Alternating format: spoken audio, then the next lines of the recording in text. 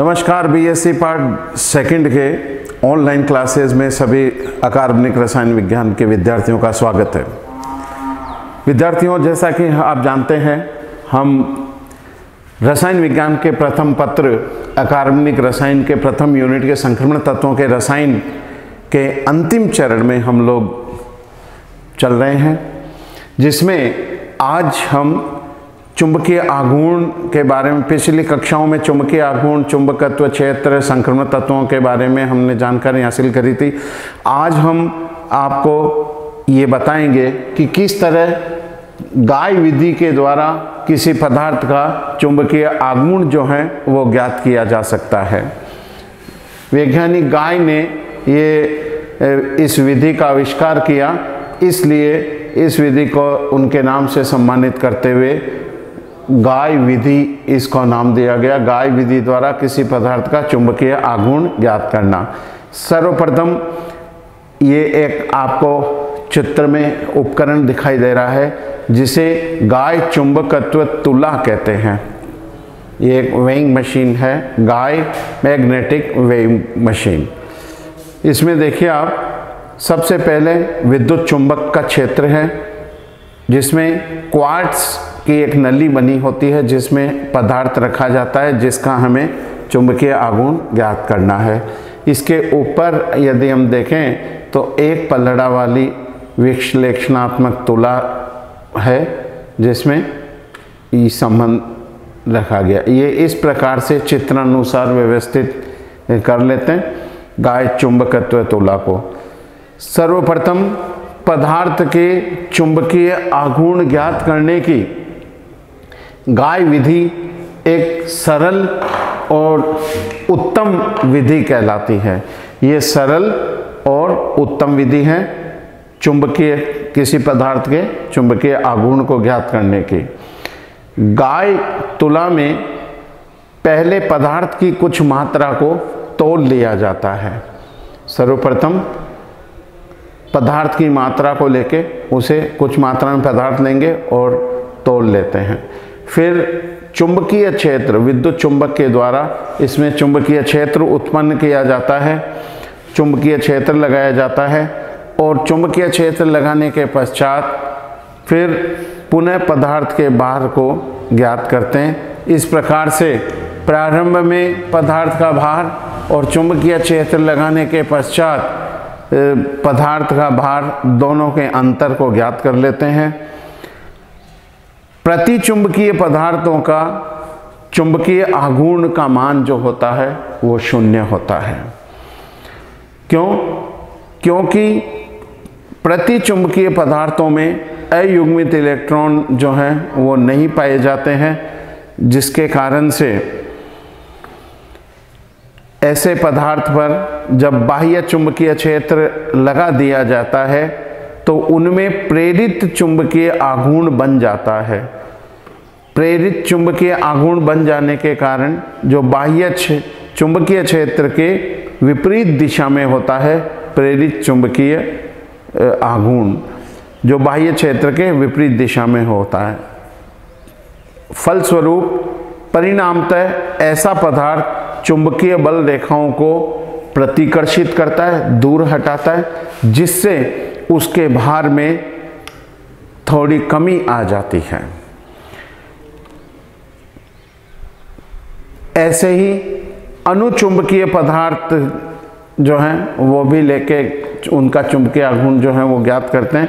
तो एक अनुचुंबकीय पदार्थ में अयुग्मित इलेक्ट्रॉन होने के कारण से वे जब इन पे चुंबकीय क्षेत्र में रखा जाता है तो चुंबकीय बल रेखाओं को पदार्थ ऐसे आकर्षित करते हैं और वह दोनों चुंबकीय ध्रुवों के मध्य, पदार्थ दोनों चुंबकीय ध्रुवों के मध्य, उत्तर और दक्षिण ध्रुवों के मध्य में खिंच जाता है, जिससे अनुचुंबकीय पदार्थ जो है उसके भार में वृद्धि हो जाती है। दोनों चुंबकीय क्षेत्र में पदार्थ रखे जाने पर पदार्थ खींच जाता है और इससे उसके भार में वृद्धि हो जाती है।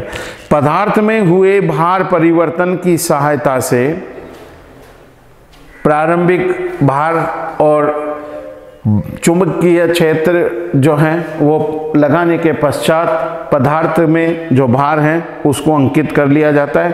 तो इस प्रकार से पदार्थ में हुए भार परिवर्तन की सहायता से उस पदार्थ के चुंबकीय आघूर्ण को परिकलित किया जा सकता है।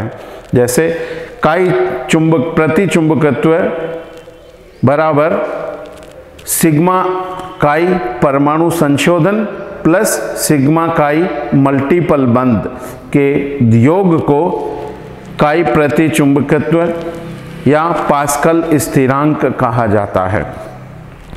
इसी प्रकार काई अणुचुंबकत्व बराबर x परिकलित मान माइनस x प्रति चुंबकत्व।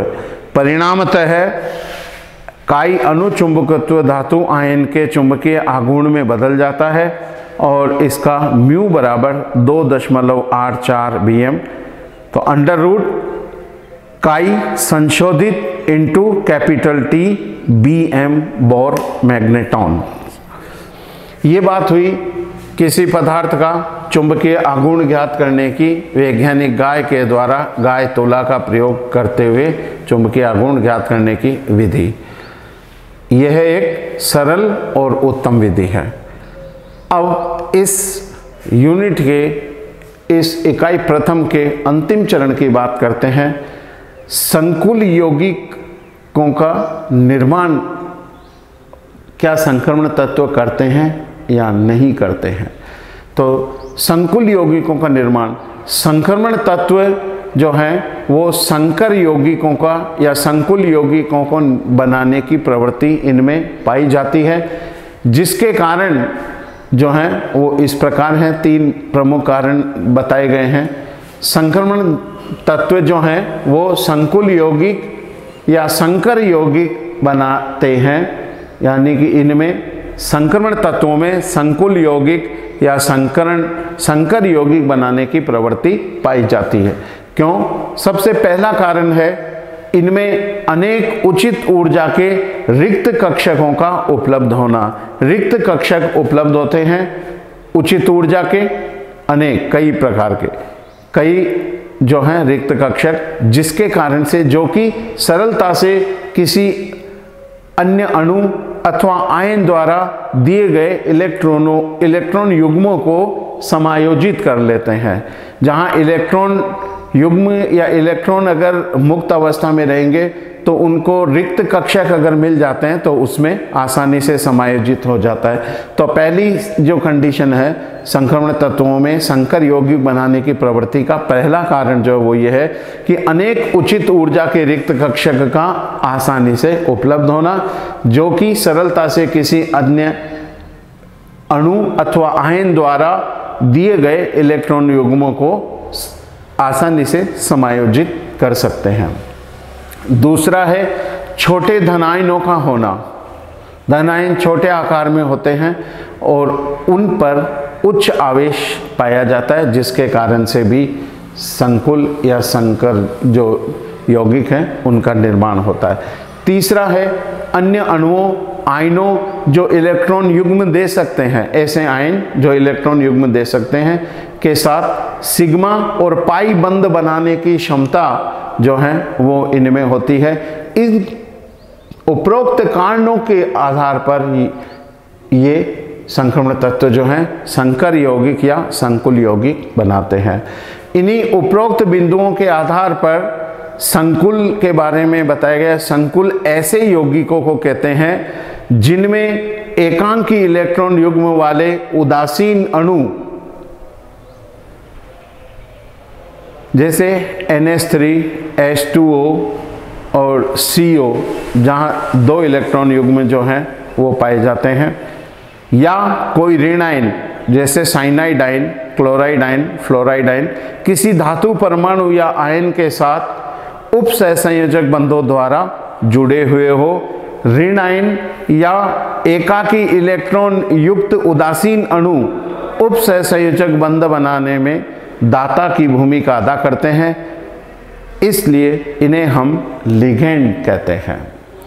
तो ये इस तरह से प्रथम यूनिट जो है वो मेरी तरफ से ऑनलाइन कक्षा में पूरी होती है। इसके बाद हम प्रवेश करेंगे आगामी यूनिट में एसिड और बेस को लेकर अगली कक्षा में। जब तक के लिए नमस्कार।